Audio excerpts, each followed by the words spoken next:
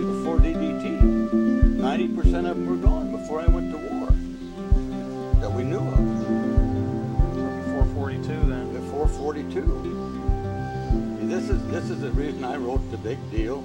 And the same thing was true in Idaho, Montana, Wyoming, Oregon. Colonel Meredith was over in Oregon and in Montana. They couldn't find any peregrines where they were supposed to be. So I went to all of them. Well, this is why I wrote, and then when I studied, I found out that we were at the bottom of the cycle, and there was Great Salt Lake, 950 square miles instead of 2,500, and out here in Oregon, where the peregrines lived, were 40 miles from water in the cliffs out in the middle of the state, and of course that peregrine left. They shot some, and they came back, and 42 more Irish in Oregon that Colonel Meredith and I knew were gone after DDT now.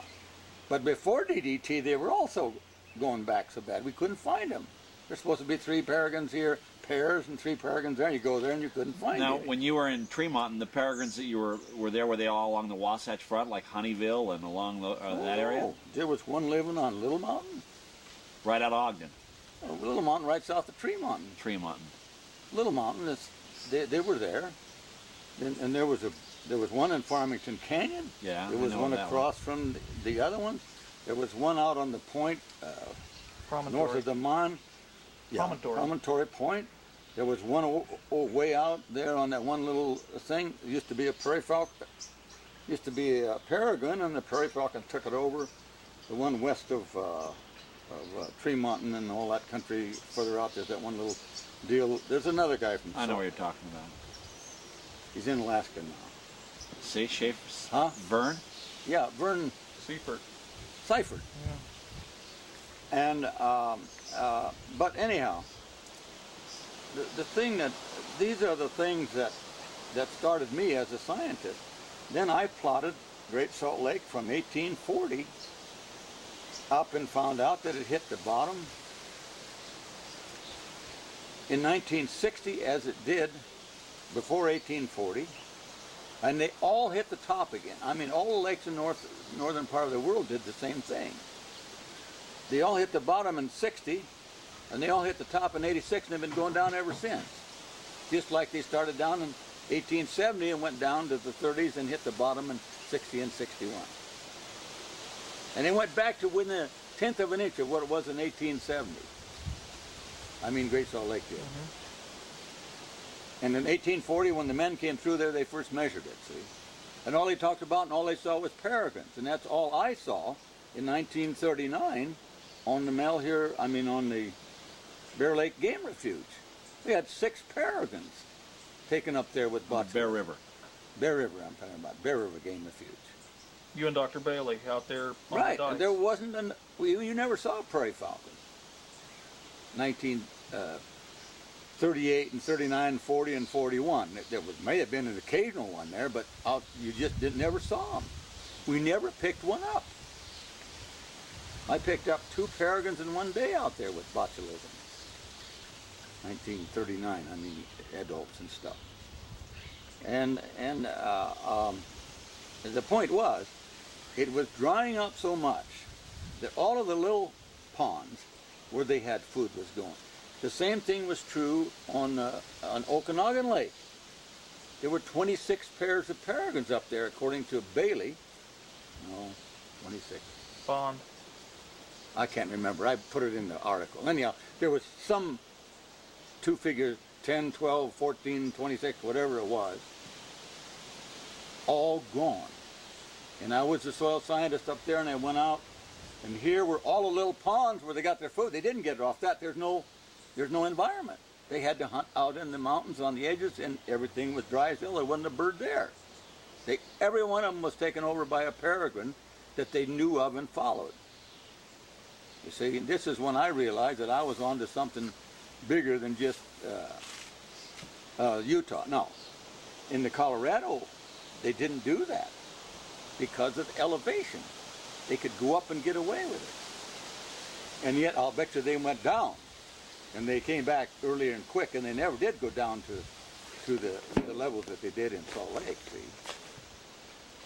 Well, now these are the things that that the art of falconry brought to me was, and being an engineer, you know, a soil scientist and hydrologist and nuclear engineering too, I was filled with all of those as a profession. And so I was started evaluating this, and I'm sure somebody's going to pick up and say that what I'm talking about is a function of the energy from the sun and not variation in carbon dioxide. There was less carbon dioxide in 1962 by whatever magnitude it is, and there is now, and we had a drought just as great, maybe greater. And in 1934, the same way. The whole nation, I was on a ranch in North Dakota. Everything was dried out. Much worse than we're talking about right now today. And yet they're saying, well, carbon dioxide and all that. That's true. But I'm talking about something of the magnitude 3 times carbon dioxide. How did you get the water to go from 950 square miles to 2,500 from 60 to 86? Come on now. You had to multiply it by 3. See? Well, now that isn't all falconry. No. When you were in Tremonton, is that the first area you lived in Utah? Yes. In Tremonton. Well, were there yes, any other yes. falconers in the state at that point that you knew that you corresponded with? No. There wasn't any falconers. There was other falconers in the country, but in Utah you were probably the only I representative. was the only one. And George Bradshaw, I started George Bradshaw. He didn't follow through, though. He went off to be engineering, went overseas. But he did fly with me when he started. And now, you had a falcon that I read about called Tundra, a gyr falcon. Was that in Utah? No. Tundra was in your Idaho days. Here. The falcon that's famous in Utah was Blackie. And I should show you a picture of Blackie. I'd like to see that before we leave today. Yeah, well, I'll have to do that because you might, with that thing, you might want to put it on. Because yeah, I can get a cut. What kind of a goddamn peregrine is that? Was bigger. Tom Cade brought me a gerfalcon, female, and it was smaller than old Blackie. Blackie came from Utah? No, it came from. It's a rock peregrine. It came from El Nye. Ah, from back. Two Boy Scouts ate the other 2 birds, and one of them picked us in home and became an imprint. And that's why I think I probably had the first eggs in North America in 1940. And that was when you were living in Tremonton? No. 1948. Up here, 1948 and 49. Oh, from then I had eggs every year, but I didn't know what I was. Nobody knew imprinting, except I was trying to breed them because as a scientist. Yeah. You've read what I said in the, well, you probably haven't read that, but in 1952, I wrote in the Falconer Journal, that's coming out in that book. I said, if we ever had to raise peregrine, I was trying to save the golden eagles because everybody shot. I had 14 bullet hole golden eagles right here in this county, right here in this area, on this one where I'm living here. I wasn't worried about the peregrine, except that I couldn't understand. I thought, well, they're going down with the drought. But when DDT came along, that knocked every damn peregrine off in all this, in this country, you see. That was a different thing. But I said in 1952 in the NAFA Journal that if we ever had to raise peregrines, it would be it's simple to do, to put them in incubators and to make them relay and all these things. That's all written up. It's coming out in the book, see. At the conference. Huh? They almost ignored you at the conference. They thought, oh, no way. Yeah, and everybody thought, you see, but that was written in the Falconer's Journal. I got it in here. So the period of time that you were in Tremonton was from 40? No, from 38 to 42. To 42. You left Utah in 42. Yeah. And came to Idaho. I was a reserve officer, and I went into the Army with General Patton in 42 from Salt Lake City. And then after the war, you came back to Idaho? Well, then I left Patton and went to the ski troops in Camp Hale.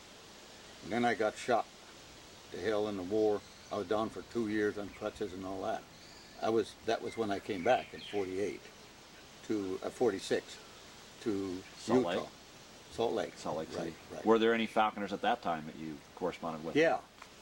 There was Porter. Uh-huh. There was the guy that's dead in... they weren't good falconers. They weren't going at it the You way talking about J. Clyde Ward? Yeah. J. Clyde Ward D. Porter. and Porter, D. Porter. And the Craigheads over here in, well, they were up here in Idaho and in teaching survival. Uh-huh. And when Now, I moved, that Vern Seifert, was he in Utah? Vern Seifert. Seifert. Yeah, Seifert. He was in Utah, too. Right. But he, again, didn't, Really? he found birds, but he never really did anything. Uh-huh. He flubbed along, and I wouldn't want you to say that in there because Vern's still alive, and he's Yeah. a good guy. Yeah. He's But got Juris now. still, I think. he worked there at the zoo, and he had Did some he work at the zoo or the aviary? the aviary, the aviary. Aviary in Liberty Park, where I work now. Yeah, maybe it was called the zoo then. I don't know. But anyhow, that's where he worked. But he did something else for a living. I can't remember what it was. And then he moved to Alaska. But he did get out and find the same thing that I did, that the peregrines were being taken over. Peregrines were being taken over by prairie falcons, which is not possible physically, except in rare cases. There are rare cases where a prairie falcon gets so belligerent, the peregrine says the hell with it. But physically, most of the times they can't do that, you see.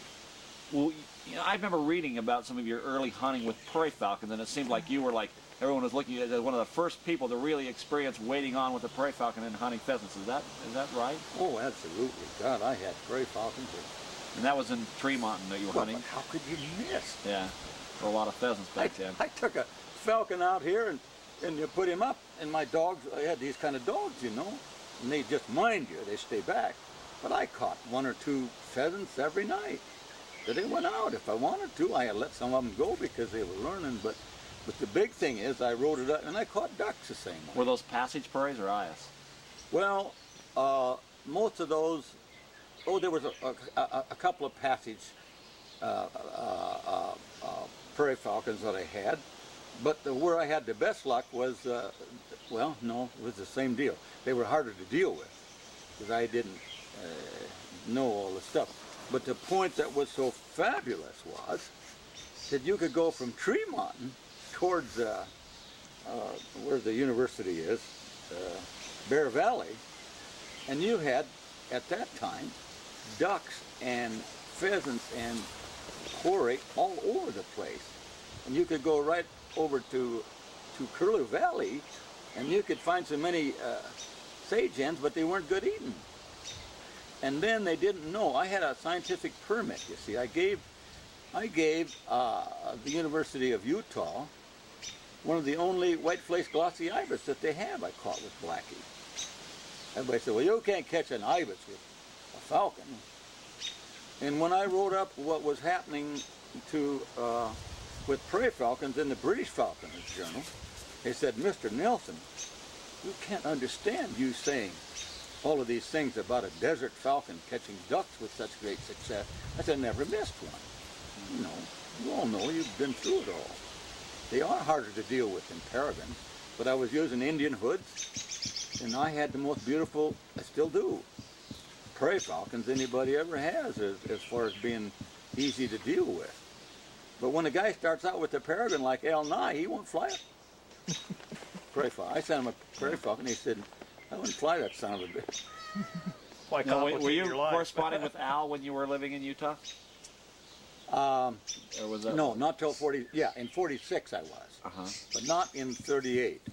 I corresponded, I can't remember, I kept all those letters. I got a set of letters down here that, of this world, from Arab sheikhs and all that, and Loch Meredith and everybody. I just looked, that file is that deep, I hadn't even looked at it. But anyhow, I was corresponding with the Craigheads, Uh-huh. and they didn't really know. They had a prairie falcon. They said they're not as good as peregrines, and said that's right. But then when I wrote in the Falconer's Journal that I had a passage prairie falcon that'd keep up with any passage peregrine, because I had them both, and gerfalcons too at the same time. And I mean, you take a good passage prairie falcon, and the peregrine ain't going to outfly them on the level either. This is the catch. They can out climb, and they are a little more powerful, and they're a little different, but the prairie falcon, what I saw, was like you're seeing now in falconry. I caught in Utah a goose in a farmer's yard that must have weighed 30 pounds with a haggard prairie falcon. I caught short-eared owls, which is the most difficult quarry that you have, with falcon. If you think you got a good falcon, just try a short-eared owl sometime and see what happens. They got that ability to climb, and they got that light wing load, and they dodge. But that bird would come down. Will you let that son of a gun out? Just open the door. I don't know what's going to happen. Anyhow, that peregrine, that prairie falcon, when I was still on a cane walking, that prairie falcon was probably at least 8 years old when I trapped it, when I was still in the hospital after the war, 46. That prairie falcon, haggard, it says in the book written by Emperor Frederick II, Yeah. that if you think you've got the art of falcon, you think you got a good falcon, try to catch a short-eared owl. Well, I thought, well, okay, so I started out with a haggard prairie falcon. And it would go up and get above that bird and go down and dive under him and turn upside down and grab him by the head and the feet and roll him and broke his neck and come down with it, see. I have never caught one since. And I've had gerfalcons, and people have caught them once in a while, other falconers. But if you take a look at them, you'll find the owl sick. A healthy great horned owl, A real healthy short is a hard quarry. Hard quarry, see. But anyhow, I did it with prairie falcons, and then I wrote this up in the Falconer's Journal for England, and they said, Mr. Nelson, we can't believe a desert falcon can do what you're saying.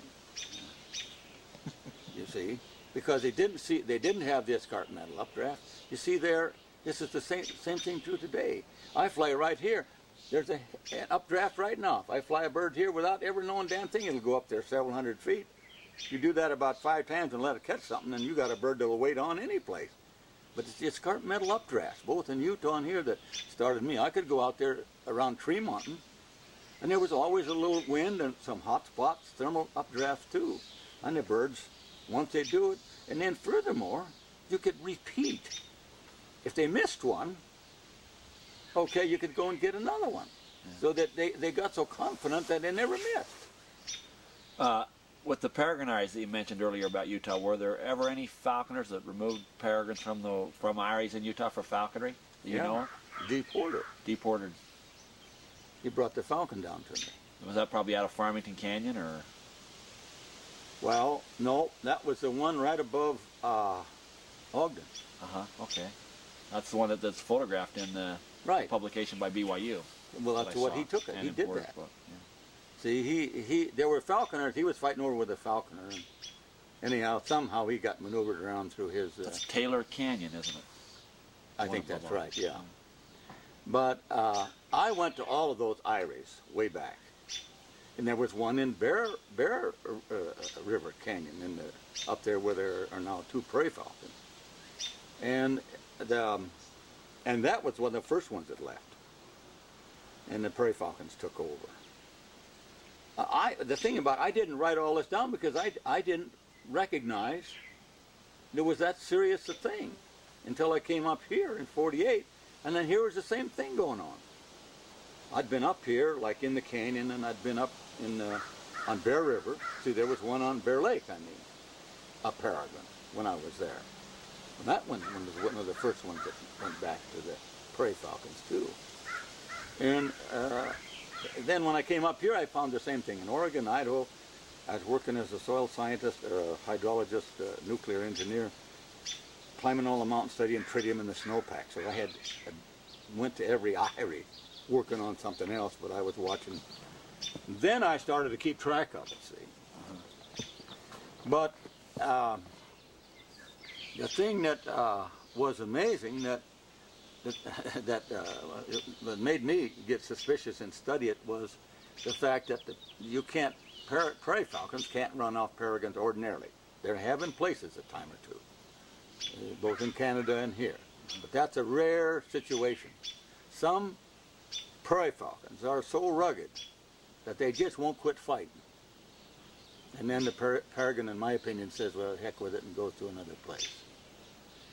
But when that happened at such a great mass, there's no way that that could be true without some other concept of going on. It happened in Nevada. There were peregrines in Nevada up and down there when those lakes were there before. And they all disappeared simply because the place dried out completely. There wasn't anything left at all. When you first moved to Boise, were there many peregrines here? Well, I could go to 1, 2, 3, and 48. Oh, I wrote this up too. I think it was 9 peregrine eyries that I knew and 17 in the state. But they were already going down by 48. Yeah. And every one of them was taken over by. There was one right here on, between here and on the Malad River. And there was one up there in Bear River Canyon, and there was one at Bear Lake. On Rabbit Creek? Yeah, they're all gone. I mean, I'm talking about 48. When I came up here and I went back to check those, I saw them go in Utah, but I never dreamt it was going on here too. See? I have a article out of a Ford magazine, old Ford magazine my grandmother gave me, that has a picture of you. It shows you in a station wagon, and there's a prairie falcon and a gyr falcon hooded on the back of the seat of the car, and then there's a scene of you with a rope tied to the bumper of the car going over a cliff. Yeah. Is that somewhere around? That was in Idaho, wasn't it? Must have been. Yeah, that was Idaho.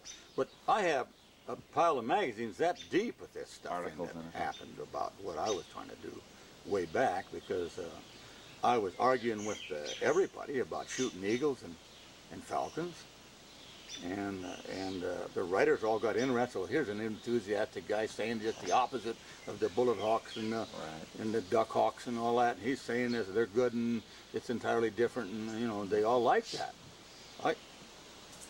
In my office, I have a stack of newspaper articles that deep, just single articles. It must be starting in 46. The first thing they did was take a picture of, I wasn't in this house, I was down below here.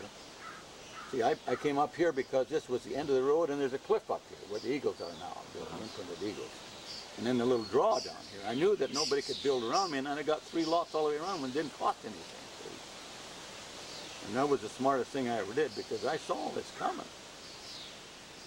But the peregrines were here, but the same thing was happening in 46, in 48, up here. They just disappeared, all of them, every single one of them, because of DDT. But all of them, 90% of them, were gone before DDT started. That's what shook me. Of the known Irish, between guys like Colonel Meredith and myself and the Craigheads, you know, the same thing.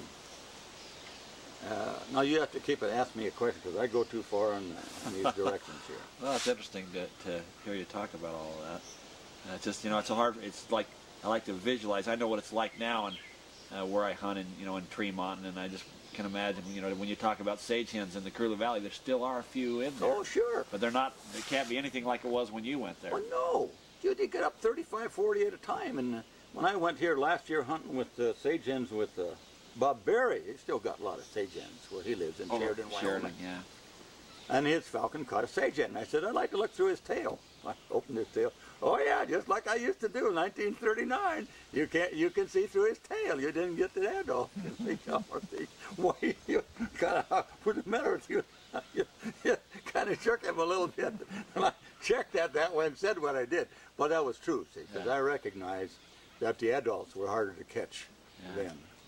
And I didn't go for it much.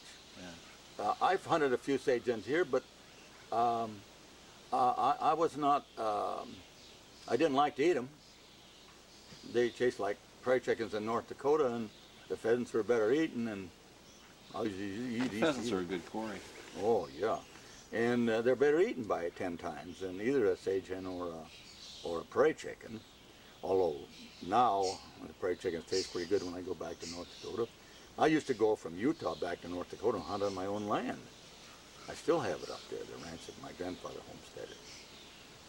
But the thing about Salt Lake that was so interesting was, I went up and studied all those goshawks too that they were struggling with, and Vern Seifert was fussing around with in the poplar trees instead of the deciduous trees, you know. Oh, yeah. In Utah, there's still a lot of them there. Somebody knows about it down there in BYU now, studying them all. And but the thing that I really was impressed with was the peregrine and the prairie falcon and the change. And I had more peregrines. At one time I had 5 of those damn peregrines. I got a slide in there, one of those old ones that was real old. And in those days, Salt Lake was the 3rd dirtiest city in the world. From the coal? Yeah. Burning coal? And that peregrine was I got a slide of it someplace down here. It's a beautiful, one of the adults that I hunted with, adult peregrines I'm talking about, which are just like hunting with, it's another world. They can catch anything from a damn sparrow to a butterfly on That was when to you were geese. in Salt Lake? Yeah. Where did that peregrine come from? Was it from Utah? Or was Don't it another know. one from, you don't It know? was picked up on As a haggard? as a haggard on the Bear River game With reserve. botulism. Yeah. See, I can't remember. Vern Seifert had 2 or 3 of them out. He didn't know what to do with them, and I took over and just let them go. I let them go. I'd fly them a little while and let them go. But what amazed me was how good they were. Did you know Cal Wilson, Yeah. the curator down there at the aviary? Yep. And a real good man. Oh, yeah. But not necessarily a falcon. No, he wasn't a falconer, just a But bird, he was bird interested, man. and he knew a lot about it, and he got a lot of these birds. Yeah. But the other thing that happened down there that was significant was I did recognize that Blackie was imprinted, and Bluff Meredith sent me a male peregrine to breed with it, and so did Doc Stabler. And so did El Nye. They said, God, Morley, you got a falcon that's talking to you and laying eggs. We want to breed it just experimentally. Yeah. I put those males in there, and of course she tried to kill them. Yeah. Just like we know now, Yeah. but that nobody Who knew? who knew. And I put one in, I thought, well, it's goddamn fussy women, just like people, you know, they don't like him. Yeah. I put another one in, same damn thing. But he kept talking to me in Yeah. what I understood, you see, in the terms I understood. So I went over a cliff and I got 2 prairie falcons, and that's what's in the book, Peregrine Populations of the World. And it says that's recent, but that was 1948 sometime, or 1949, or whenever it was. And you see the peregrine raised them. Then I recognized what I was up against. It would invert its cloaca and do all of these things. I think I had the first eggs probably in North America. I don't know. Maybe somebody else knows, but I don't know who had eggs before 48, 49, and 50 in that period. When you were in Utah hunting with falcons, did you ever hunt with any other raptors? Prairie falcons, of course.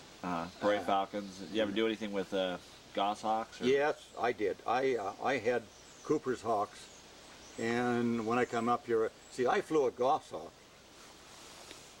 in the Disney film Perry the Pine Squirrel. I Yeah. caught the flying squirrel, Right. but I couldn't get a miss. You know, I had to fake the miss. I climbed. You know, I got it. Marv Myers was there.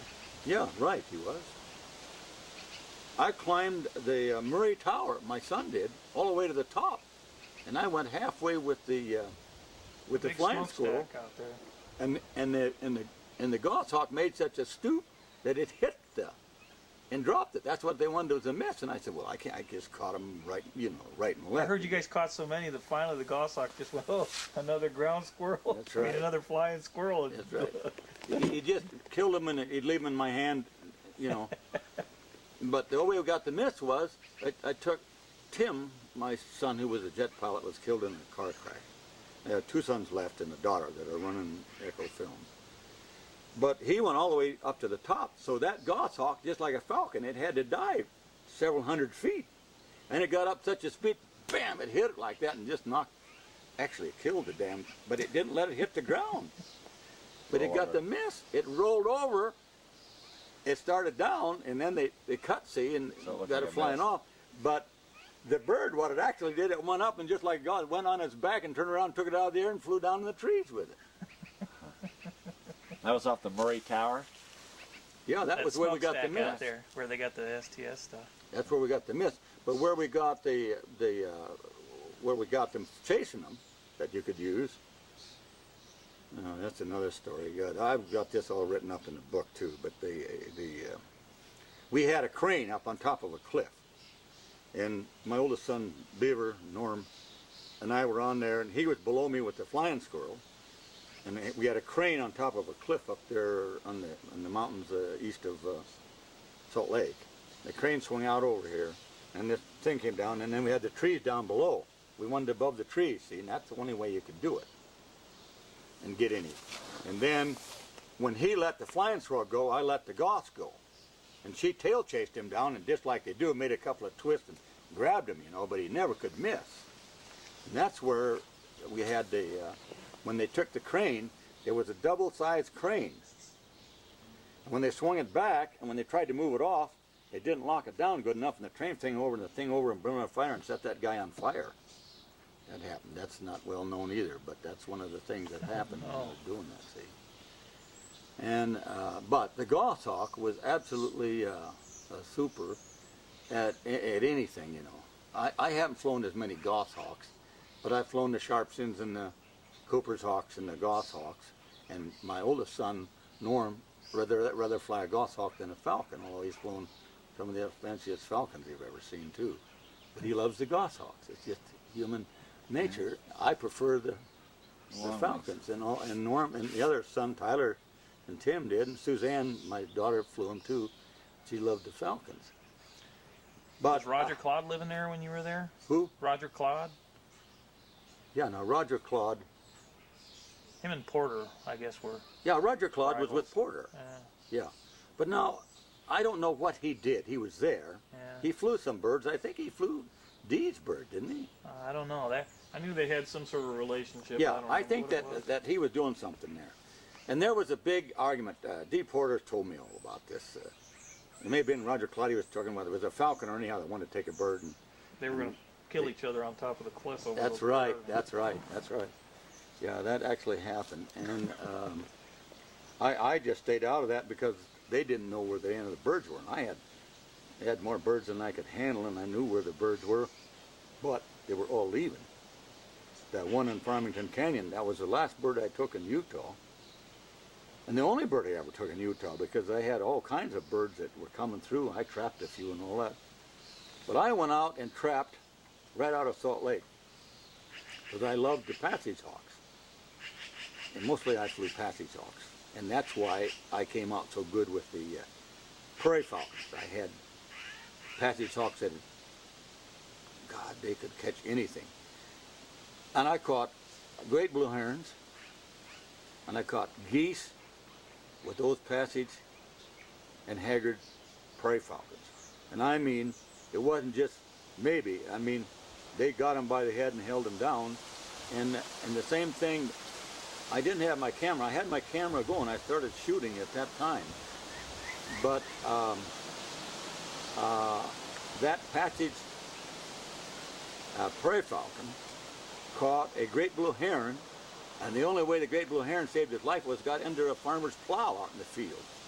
He got his head under the plow so the falcon couldn't catch him by the head. I was experimenting because of reading that book by Emperor Frederick II. And I thought, well, I ought to see what I could do with these prairie falcons, And then, so I got the heron alive, and I had a permit to give to the University of Utah anything that I caught, which as I say, I gave them a white-faced glossy ibis,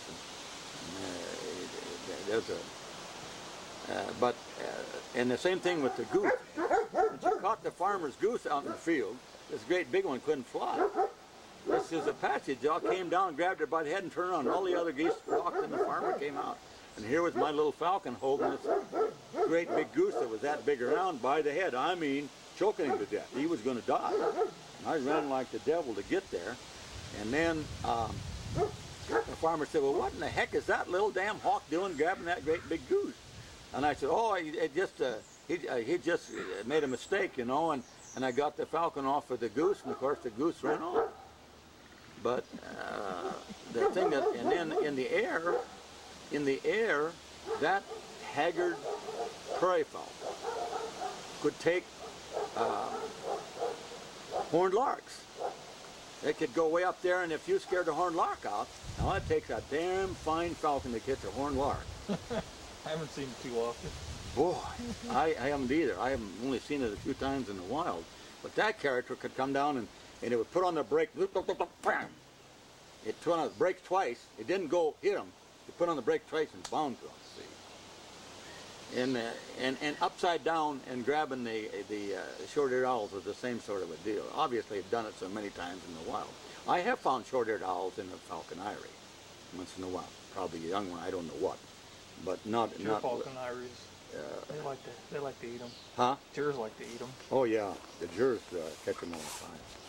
If you've been up there, I found them up there too. Not only those, but marsh hawk. And peregrines too. Not young ones. That's all. But anyhow,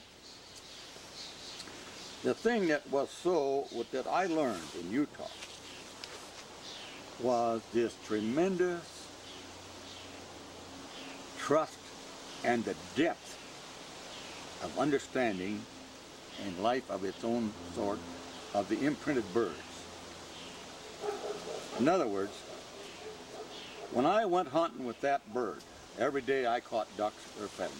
I'm talking about Blackie now. And I'll show you a picture of Blackie. I've got her in here going for the book. And one day, all the ducks were gone. So I walked down along the Jordan River there, and where I used to get out a duck or two, and then I'd catch one, and we'd go home. I went down and I couldn't get it. I walked a mile, and then old Blackie was up there just barely in sight, going around and around, and I swung my lure, and she wouldn't come down. She said, come on, there's all the ducks. We went further with the dogs, one dog and me. We went further, another half mile. The sun started to go down, because it was after work, you see, in the wintertime. And I thought, well, geez, and I swung my lure and called. And she said, no, I see her up there. You're just going, come on, go further again. I want to, you know, they all do it to you. And she wasn't hungry. She was fat. She was capable, boy. And then I went another quarter mile, got on the fence, and I thought, well, man, it's practically dark, and I have lost my falcon. She won't come down. I can't even believe it. With such a steady bird. I swung my lure, and nothing happened, so I went another several hundred yards and thinking, well, God, I just got to move. And I stopped, and I turned around, and no, don't. He'll pester you. No, sit, Marco. Sit. Sit, please. Uh-oh, you got big help. Sit, little boy, sit. Tell him to sit, and he'll go back and sit. Anyhow, what happened, this is when I realized how different. Shush, Marco, no. He's begging for you. This is when I realized how different. Here, I was mucking down there. I didn't even swing my lure. Yeah, I left the line. I thought, well, it's literally dark. And I stood around there, and I was just saying to myself, well, this is the doggonest thing I've ever heard of. And then, the bird was standing on the ground in back of me, waiting for me. And I had never shown the lure. I turned around, and here was old Blackie. No, go and sit down, Blackie. Go sit now. Tell him to go and sit. Come on, get over here. Sit down, right here. Sit down. That's good, dog. Sit down, down. Good dog. But you see what I mean? Then I realized that I was dealing with something that was not falconry. And to finish the story here, this white gerfalcon I flew for 9 years here. I could go out here several miles, always came home. When I was trying to do a film, I could say, well, I can do 3 scenes out here and then she'll go home. What do you mean she'll go home? Or he'll go home. He'd fly home here, see, because he lived here, and he raised a little sparrowhawk. I have pictures of that bird raising the sparrowhawk landing on his head. He raised it, and then it'd fly around and land on his head and land on his back. It's this great big white gerfalcon in there. But I wouldn't feed him, and I have half a dozen people that were with me when this happened, because it happened for a couple of years. I could go out here and catch a pheasant or a duck, and the big hawk would come down and kill it, pick it up in his fist, wouldn't take a bite, it would leave. Now that's the only time in my life, and I never dreamt that a hawk, and it would fly home and sit here and wait for me. I'd have to saddle up and get in my car and drive over and come in, and here'd be old Thor sitting out here waiting. Call him down to learn, put him in where he lived.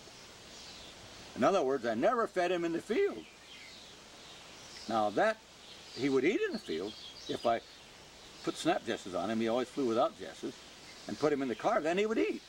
But he'd rather come home, come to the door and walk in, because he didn't like to ride in the back of my car.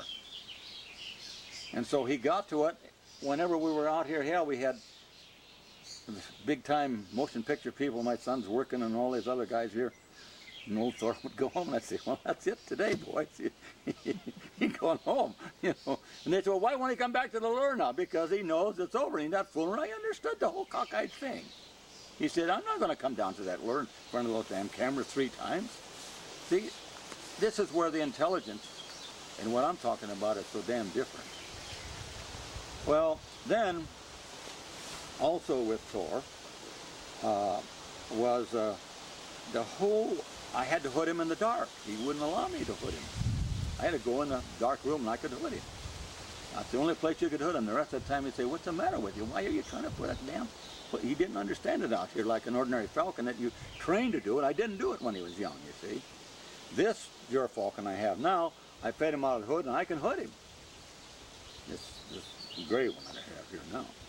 But these are the things that I learned. Then, this really ends up to something that I've written in the book. You'll see about it. It's in the Falconer's book. At 3 different international meetings I've said, I want at least 3 new words. Carl Sagan said it's audacious of humanity to have one word, anthropomorphism. And I thought, boy, that is really true. When I have an eagle, and a prairie falcon, and a peregrine, and a gerfalcon, all talking to me in their language, in inverting their cloaca or breeding on my head, that is when you feel, if you don't think it is a humbling thing to have one of those great eagles walk up on your arms with his talons folded up and breathe on your back, and then bring you a twig and say, brings you a twig and says, come on, boy, that's when you understand your true position in the universe. And that's what I claim in this book story that I wrote on the end. But I want 3 new words. I want falcopomorphism, which is a falcon giving me falcon characteristics in his mind. And aguilopomorphism, the eagle doing the same. And that dog who talks to me all the time is animalpomorphism, which covers all the others. Now, that is at least what we have to have. Now, I've investigated how you add new words to the vocabulary. I'm going to have to go through a procedure but I'm sure that the scientists that were, some of the religious people said, oh, no, that's wrong. You can't, religion, the soul and all that. They don't want to do that. But the scientists all said, yeah, it should go both ways. And of course it does. We know that. There's absolutely no question about it. Those birds and animals, and the girls that stick their head in the mouths of the lions are not wild-trapped lions, I'll guarantee you. And we worked with Dan Haggerty and Grizzly Adams, and that was an imprinted grizzly bear, or you wouldn't do ever what they did in that film. And they're still doing that down in Utah, you know they have. Yeah. But anyhow, and it was falconry that had the last one of these. Starting in, I don't know how much earlier it started than I did. I suppose there must have been somebody else. I know that German in the war, right in the war, raised peregrines. Renswaller, yeah. I met him back over there. And I have a bad opinion of Germany. I've ever been shot, losing my brother in the war. I have trouble talking to Germans. If they say Achtung for me, I go for my gun to this day.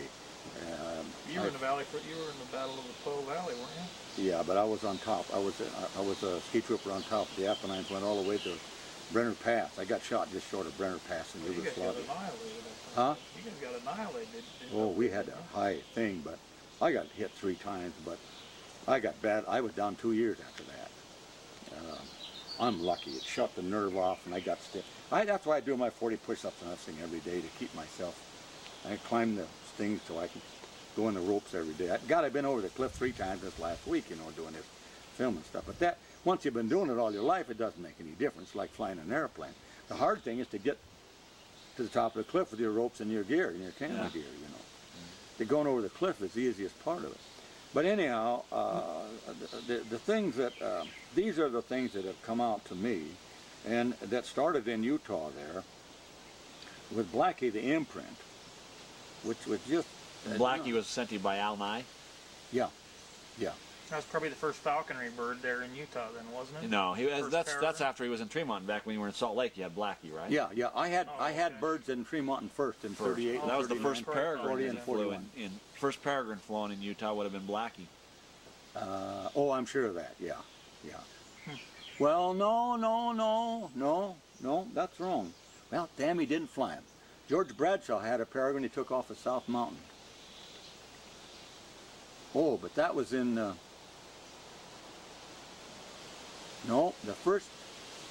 I don't know if he ever flew him. But he took a peregrine off of South Mountain in 1941. Now, I don't know if he ever flew him, but I've got pictures of that bird. It was an Adam peregrine that lived there on South Mountain. And the first one that really hunted, I suppose, was Blackie. But not the first one, because George Bradshaw, who lived in Tremont and was studying engineering, I helped him with his math and all that and got him to engineering. And then he went overseas after the war started. He was also a reserve officer. He went into the war. But no, I don't think I was I may have been the first one hunted. I don't know about that, because I wasn't with George when he. I saw the bird, but I had to go, and that was when I went to war, and he had to go through training school and all that. But anyhow, I suppose it was the first one that hunted with any great success, and it was so great. I hunted crows and magpies with that big character, and I caught everything you can imagine, from geese on down, because I was experimenting. I just wanted to see what they could do, because I was so impressed with Emperor Frederick II's book. That, as far as I'm concerned, is the true falconry book. And he was the first one that recognized the gerfalcon was more powerful than the peregrine. No, we're still talking about the peregrine being the bull, boy. You've been up in the Arctic too, obviously, and I mean, nobody can outdo that gerfalcon if he wants to get with you. Yeah. And that's in hunting. There's no question. They can fly faster on the level. They can't climb. They can climb faster, and they aren't as good in the turns. The peregrine is the universal bird for below sea level to 12,000 feet. That there's no doubt about that. But when it comes to the rough stuff, nobody can match the peregrine, just like he said. And I love the way he separated the world into the gerfalcon and the peregrine, sakers and all that. He had the world. That was what a man, wasn't that he? was some scientist, boy. He was a scientist. He was the first truly scientific European. He was. And that book was one of the truly scientific works, the first truly scientific work ever done. Exactly. Well, but what I learned from Utah, see, I was down in 38 in New Mexico and Arizona, and I found those birds on the Rio Grande that are gone. Same thing, you see.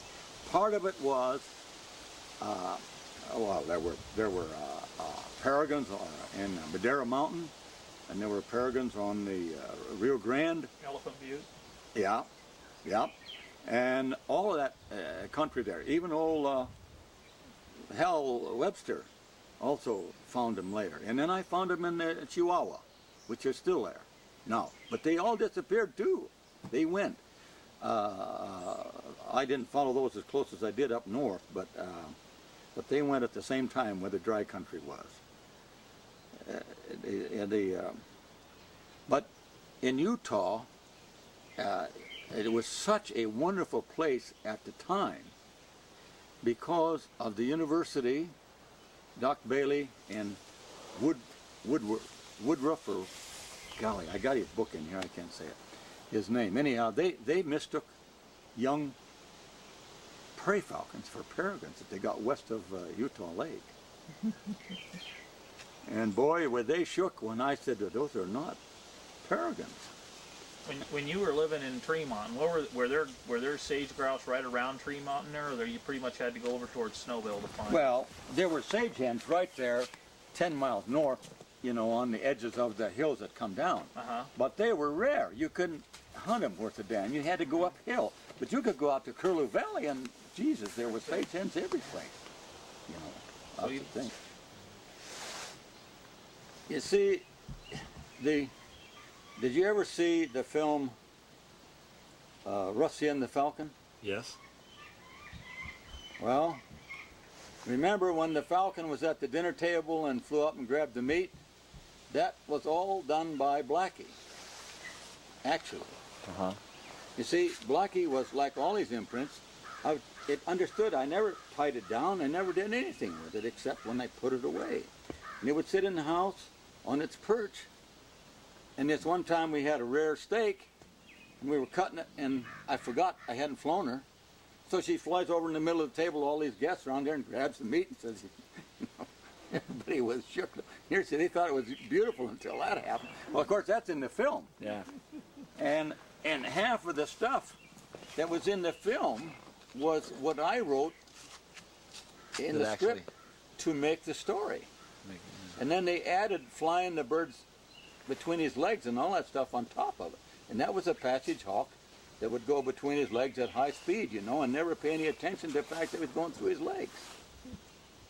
How many films did you work on when you were, where was that, when Rusty and the Falcon? That was filmed in Park City, wasn't it? Right. That's where we did that, Park City. I had a gerfalcon, and the falcon that hits that pheasant head on is Yukon, a gerfalcon. She killed that Now, pheasant. were you living in Utah when you did that, or were No, you? I was living up here. And you went down there to film. Yeah. We did that. Went down there to do the film. I went down there 3 months with 7 prairie falcons and at that time, everybody shot prairie falcons, and I was trying to stop it. And old Hal Webster sent me over 3 birds that were starving to death, and I went over and got 4 more over here that I didn't need, and I had 2 of them that could have done the whole film. And they worked with me for years after that. But the point was, that saved a man's life. That was when humanity began to say the bullet hawk is all right. The interpretation of the Disney organization, that was not my idea of how to, that was my idea of how to do it. Now, when you did you did some scenes in Walt Disney's Painted Desert, didn't you? Living Desert. Yeah. Living Desert. That was a red-tail killing a rattlesnake. Red-tail killing a rattlesnake, right. But I was just a consultant to, that's Paul Kenworthy. And then we did the Vanishing Prairie where the prairie falcon kept the prairie dogs, you know, and I couldn't get her to miss. It was a passage prairie falcon called Sherpa. And man, she busted those. Where was that filmed at? Well, I was in Winton Cave, South Dakota, and in my backyard here. But the falcon that everybody was so amazed at, and the first time that happened, we had 3 best cameramen supposed to be in the world out here with a prairie dog hole, and I told them what would happen. She'd go on too high, see? And this is a passage falcon. I mean, when she came down, I mean, she eviscerated those prairie dogs and knocked them over the top. There were 3 cameras here. 1 camera was supposed to stay on the prairie dog running. 2 cameras were supposed to follow the falcon down, follow it through. And I told him, I said, now, when I holler yo and throw this prairie dog out and it starts for that hole, you guys, when I holler ho yo, you got to turn your cameras on because everything's going to go real fast. And when that happened, they said, okay, we'll do the filming. do this.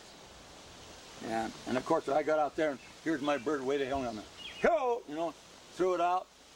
Jesus, she just flipped over, you know, just like that, see. Not one man, all they had was blue sky. It came down, hit the prairie dog, knocked it up over the top of the cameraman, killed it deader than hell. Just the most perfect shot you've ever seen. And I said, did you get that? I said, God damn, this thing I've ever seen, but never turned on my camera. Not one of them got the camera going. Because 10 days to get the hit, and another 3 days to get the miss. And that was a fake. I couldn't get it. See? But what it did was, it showed humanity what a terrific bird the prairie falcon was. It started it. And then in Rusty and the Falcon, and then we did Paramounts, My Side of the Mountain. They wouldn't even, they called them peregrines. Right. That was more recent, the Rusty and the Falcon. Yeah, well, it's 15 years ago or so, but 20 years ago. But or My Side of the Mountain was the recent one. Rusty and the Falcon was the older, was shot. Well, yeah, it was shot forward before My Side of the Mountain. Yeah. That was about 5-10 years afterward. But you see, and then they didn't. Here, I had such perfect birds. This is so silly. Here, those birds in that My Side of the Mountain, we had the most beautiful shot you have ever seen of a falcon coming from 1,000 feet and just absolutely pulverizing a pheasant. Just went upside down and feathers went all over, just like a shot it dead, and went down and never moved a muscle. And all the boys and I were saying, oh man, we really got her done. And I said, God, it was. They didn't know what they were doing. Yeah. It was, to this day, you would have to say, my God almighty, boy, that was some falcon that did that. And it was. It just literally cut the pheasant's head off. Well, in the show, then we had a crappy prairie falcon that wouldn't make this, well, that's right. It was this one was a passage that I trapped that did that. But here was a young one that I took along for the easy stuff. The young one comes along and the pheasant goes and grabs the damn thing and it struggles in the air and rides it off to the ground, but it took so long on film. That's the one they used in the film. Sometimes those simpler acts look almost better on film. Sometimes. Well, because it take longer, see, and there was no doubt about that falcon was catching the... He had a hold of it. He had a hold of him and was reaching down, bumping him off, but he was having trouble and he went over, and they used that damn film, and of course the boys and I said, oh my God, these guys don't know what they're doing, you know. Well, now, I don't know. There's a whole book here. You better be specific. That's what I was thinking about. But there are some wonderful things there, philosophically, in Salt Lake City. There was where we had, the other falconers couldn't advise me. Meredith and Doc Stabler and all those guys. They'd never been in that country. And they couldn't advise me about the imprint. They didn't understand that any more than I did. They sent me falcons to breed with them. And that was an impossible case, as we know now. And but the thing that got to me is that bird understood like a dog, just like Thor did. I didn't even have to feed him when he caught something. He'd go home and say, "This is where I live. I'll come home." And when I came up in the car, when I drove up in my car, and he was sitting up here. He would take off and say, okay, and I come out of the car, swing the lure and take him in and put him in his house. See? That was the story. And that's what I have written in the Falconers. I started out the same way 65 years ago. I'm now 75 years old, and 65 years ago I took my first hawk, a red tail. I didn't know anything about it. I was used to breaking cattle, horses and herding cattle on the ranch in North Dakota. And the thing that was so terrific about it was my old dad and my granddad from Norway, Olstein, said, Moreland, if you can take care of that hawk, that's fine. They used to do that in the old days, but everybody forgot how to do it. If you can take care of him, as long as you can take care of him, you can have him. And I did the same thing as I'm doing now with these guys. I didn't know anything about jesses. I put the hawk in the empty stallion's stall, which is enclosed. When I went hunting, he was hungry. And when I was eating, after I went out in the field, I'd ride back to the ranch and I'd put him in this stall. No jesses, no lure, nothing. Now that's the way I ended up with Thor and this one right here. I won't even use jesses. I got Snapjets, as I can put them if I want to, but when I go out there flying, he had nothing on, see? And then I did, after a while, get that. But that was when I got the idea that the birds are the real heroes. I get all kinds of credit for being some kind of a hero for doing this. The real heroes are the birds. And to this day, that's true. I went to the sheepman and the cattleman with an eagle on my fist. And you know this story. And that one old boy, after I gave my big impassioned speech about what was true, and I asked him, had they ever seen an eagle chase their calves or their sheep and actually kill one? There wasn't a man in there. Said yes. And one guy got it. Yeah, he says, I had some cows, and the calves ran down the canyon. This damned eagle came down, and he just stooped at that calf, and he ran him down, and it took me half a day to get him back. I said, did he have a big white band in his tail? Yeah, he had a big white band in his tail. I said, you were watching the young eagle learn to hunt. He never touched your calf, did he? No, I never touched him. And that group said, that old boy knows what he's talking about. That makes sense to us. And then when I got through talking, one of those old guys came up there and he said, Morley, you wouldn't have to said his words. As long as brought that eagle, I'll never shoot another one. I looked at that eagle standing on my chest. There's the real heroes. But what is the other side of it is that academia. This is where Tom Cade and Bill Burnham and a lot of these people, and I was a representative of academia in the highest level of engineering and all that stuff. But the methodology that was involved that I was used to was the same thing as academia for biology. But academia, and where Tom Cade put this together, was one beautiful thing, following the falconers like Jim Weaver and all the rest of us. And I sent Tom a prairie falcon, you know, when he was studying for his doctorate degree. And I went up there with him, one of the first people who went up in the canyon. But I saw in that man something beautiful.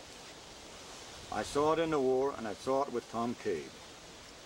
When I was up there with him, I'd seen it so many times in the war. Men died and killed on all sides of me. And I had a cold. There was a falcon eyrie on a ledge, and I saw a ledge going over to it. There was a peregrine. And you could go on it. Well, it wasn't too high, only 50, 100 feet up. But it was a big wide ledge that went over. But it was the exfoliation was so bad in the Arctic.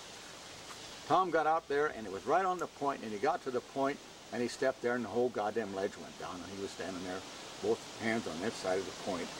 I was down below in the boat. And I said, holy Christ, I had to go all the way to the top and get 2 ropes, tie one up and rappel all the way down, and I had about 10 feet of rope left. I got the Tom hanging on that cliff. And I'll never look, I was right back in battle. God, I looked at that guy's eyes, and there was something there that said, geez, a strong man, he saying thanks, never said a word, took hold of that rope and we climbed up and went out. Well, there's one hell of a man, boy. You're going to see that old boy go places, and he sure as hell is. That's one stout guy, that Tom Cade, in these terms. That's one of the beautiful things about falconry too, is the close association and understanding between us. This is what's so important about the archives out here. Mm-hmm. And I want them to go worldwide, and they're struggling and say, we don't want to start that yet, but they should now. We should say, we want the Arabs and we want the rest of archives of falconry be represented. There should be a world archives. Of course, of course. Well, now I'm burning up all your... That's all right. It's all interesting, and we appreciate it. We've taken up a lot of your time, and I really appreciate it more. And say thank you for taking the time to interview with us today, and we'll put some parts of this. If I get the tape put together, you know how that is. You get to the editing board. If I get it put together, I'll get you a copy of it. I'd love to see it, because a lot of times I sit here talking and things come back for the moment that you've forgotten about for years. 40 years or more. It's a long time ago. It was before I was born. Yeah, and it's the area that I practiced falconry all my life, and so it's been fascinating for me to be able to hear you talk about it. So. Well, it's great to be here and to have you along with the same subject. Thank you, Mark. That's good. I take those jesses off. Yeah. And when I come in to pick them up, I put the jesses on, and so I got control. But that's a typical bear falcon, but this will be his homestead here. And he homes here. And I'll train him to home just like I did Thor, because I got to finish that film. I shot 9 years on Thor. I got him catching a female, a goshawk, immature female goshawk, and bringing it down to the neighbor's yard. Can you believe that? I mean, I don't know how he did it. He got away with it, but the guy called up and gave my wife hell because what happened. And but you know, there's the most powerful flying bird in the world as far as flying goes. Flying on the level or climbing, nothing can match it. Yeah. They just. He's a cute little guy. Well, he weighs about a little under 40 ounces. He's a pretty good sized Chirso. But Thor was up to 50 ounces. That's the biggest Chirso. And you can hood her without jesses. These big Indian hoods that we use, we just put on there. And we've flown her now for 6 or 7 years. And she can catch, and she follows you like a dog, and it's a haggard. She was shot in Minneapolis, one wing.